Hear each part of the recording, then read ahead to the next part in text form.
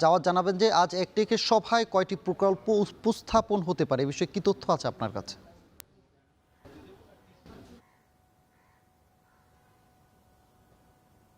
সানি, ধন্যবাদ। 10টার পরপরেই মূলত প্রধানমন্ত্রীর সভাপতিত্বে ঠিক এই ভবনটি, আমার পেছনে যে ভবনটি, এখানেই একনেকের যে সভা সেটি শুরু হয়। এবং আপনি জানেন যে এটি মূলত এই অর্থবছর অর্থাৎ চলতি অর্থবছরের দ্বিতীয় সভা একনেকের এবং বিএনপি সরকারের সপ্তম সভা। যে বিষয়টি আপনি জানতে চাচ্ছিলেন যে কয়টি প্রকল্প এখানে উপস্থাপন করা হবে, মোট 11টি প্রকল্প উপস্থাপন করা হবে। 10,47 লাখ কোটি টাকার যে প্রকল্প, সেটি এখানে 11টি প্রকল্প উপস্থাপন করা হবে। এর মধ্যে শিক্ষা আছে, স্বাস্থ্য আছে, সড়ক আছে, স্থানীয় সরকার আছে এবং পানি উন্নয়ন আছে। এই প্রকল্পগুলো মূলত এখানে উপস্থাপন করা হবে। যদি বিশেষ করে বলি, স্বাস্থ্য খাতে এখানে দুটি প্রকল্প উপস্থাপন করা হবে। একটি ঢাকা মেডিকেল কলেজের যে পুরাতন ভবনগুলো আছে, যেগুলো ব্যবহারের অনুপযোগী, সেই ভবনগুলোর পুনর্স্থাপন বা পুনর্সংস্কার করা হবে, সেই ভবনগুলো বা পুনর্নির্মাণ করা হবে। এবং দেশের 10টি মেডিকেল কলেজে 19টি হোস্টেল ভবন করা হবে শিক্ষার্থীদের জন্য।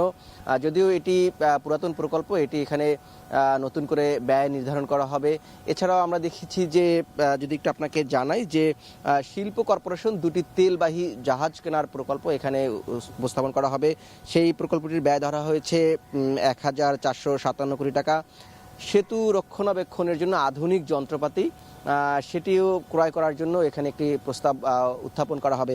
এছাড়াও সীতাকুণ্ডে আপনি জানেন যে বাঁশবাড়িয়ার একটি সমুদ্র উপকূলে বেড়িবাঁধের কথা রয়েছে, এটি নতুন প্রকল্প। সেই বেড়িবাঁধের প্রকল্পটি এখানে উপস্থাপন করা হবে। সেই বাঁধের ব্যয় ধরা হয়েছে 558,83,00,000 টাকা।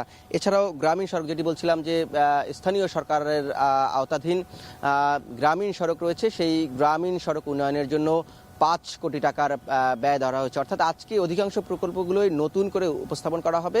একটি দুটি প্রকল্প রয়েছে যেগুলোর ব্যয় পুনর্নির্ধারণ করা হবে। এই ছিল এখন পর্যন্ত আমার কাছে। কিন্তু সবশেষে আরেকটি বিষয় জানিয়ে রাখি যে 2টো নাগাদ এখানে পরিকল্পনা মন্ত্রী এবং প্রতিমন্ত্রী তারা একটি সংবাদ সম্মেলন করবে। তারা সংবাদ সম্মেলনে বিস্তারিত আরও জানাবেন যে কোন প্রকল্পটি কত ব্যয় ধরা হয়েছে বা এই বিস্তারিত আরও তারা জানাবেন। এই ছিল এখন পর্যন্ত আমার কাছে একনেক বৈঠকের সবশেষ। সানি।